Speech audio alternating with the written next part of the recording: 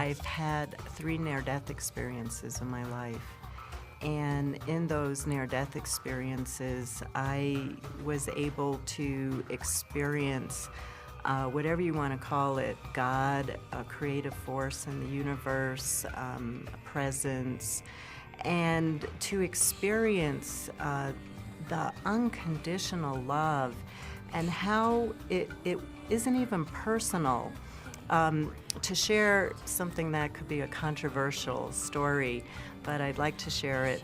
During a near-death experience I had, I went to God, and I was standing next to somebody who, what we would call in this society, an evil person who had killed many people. And the light and the love that we were both surrounded with, it was just pure, incredible love. We weren't seen as personalities. We weren't experienced as personalities. We were just held in love. And to have that kind of experience and to experience those moments of peak experiences in my life where I could actually feel the unity, the non-separate state between me and a rock and a tree and another life form and the love that holds us all. Those are experiences that carry me through life. No matter what's happening, I can always turn back to those experiences.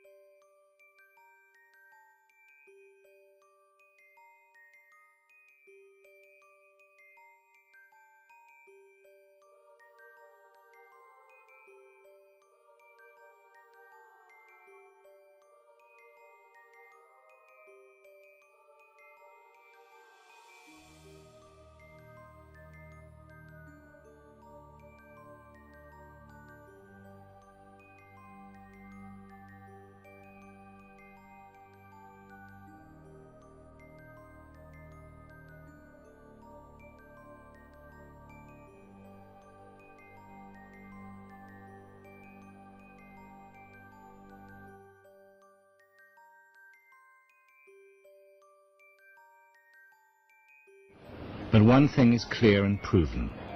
Near-death experiences have extreme effects on the people who have them, because for them, life continued after death. The vast majority of people who have a near-death experience are profoundly changed for decades after the experience. They typically become less materialistic, less competitive, less involved with personal power, prestige, fame, much more altruistic, much more concerned with relationships and with the spiritual side of lives. We have many examples of people who changed their careers, who changed relationships as a result of their near-death experience.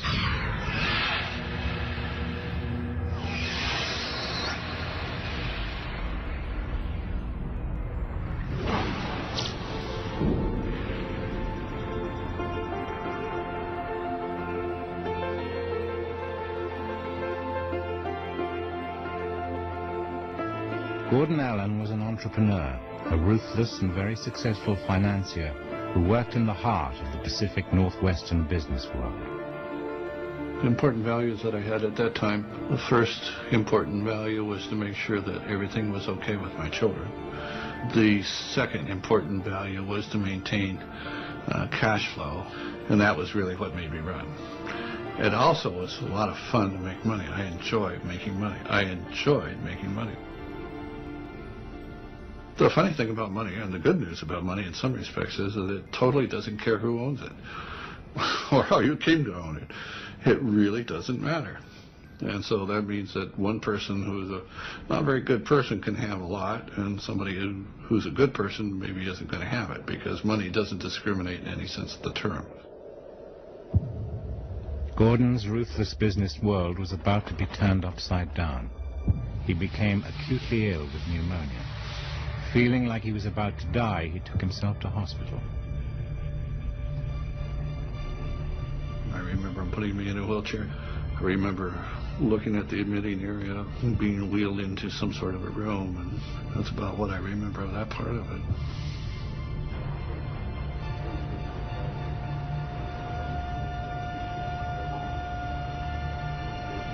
My next cognitive memory is that of leaving and traveling. You know, and the out-of-body experience begins.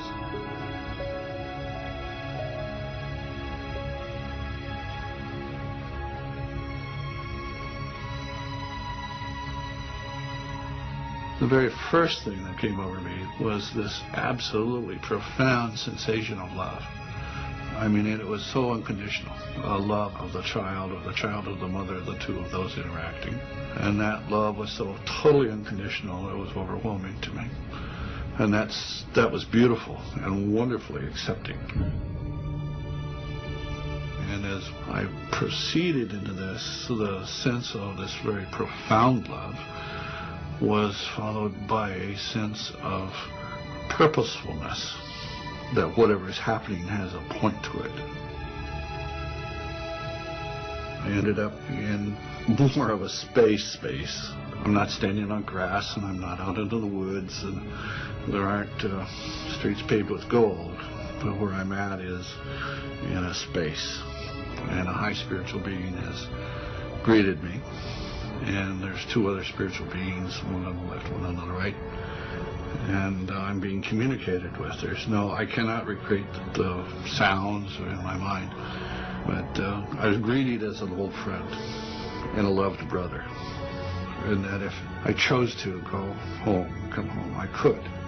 Yet I had not finished what I was there to do, and they said, look, they didn't say look, but immediately the thought was communicated to me that all the skills and all the talents and everything that I've been given, which I've been very, very, very blessed with, were for a purpose greater than the purpose that I used it for. The purpose of making money in it itself wasn't it, that there was another purpose for it, and that they should now be applied in some ways that would be shown to me.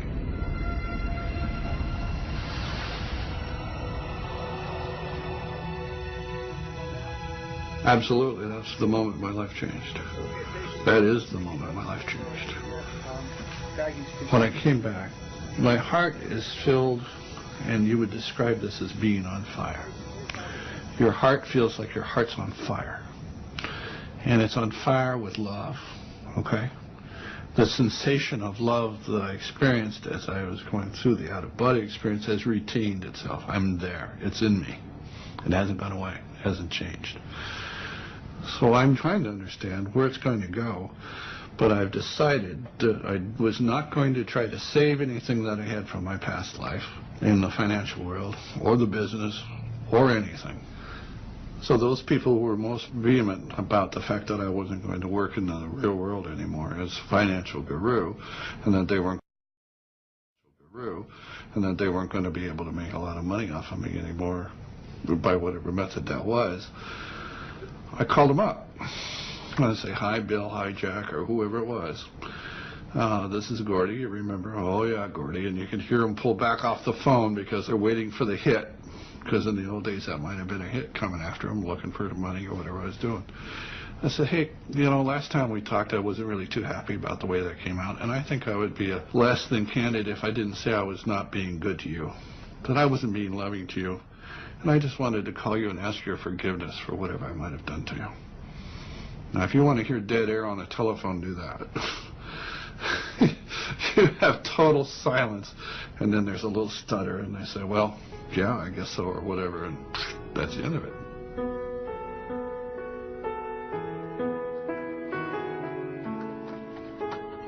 Today, Gordon has severed all links with business and left the world of money far behind. He's now a qualified counselor, and uses his new understanding to help others change their lives.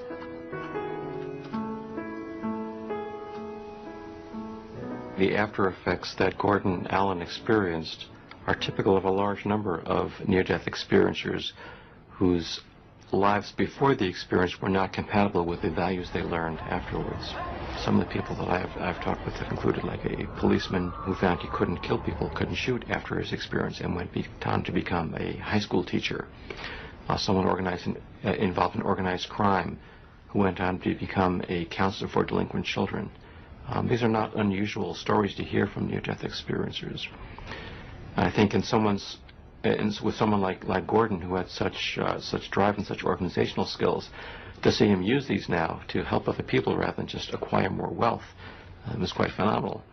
The richness of the life that I have today is like the Sistine Chapel compared to a plain, drab little room somewhere. I mean, it's just, you can't put it in words, the richness of the life that I have today. Even though I live a very modest life, drive a very modest car, the richness that has been provided to me today. And this is not in any way social or economic or anything that we can measure by the standards that we normally measure things.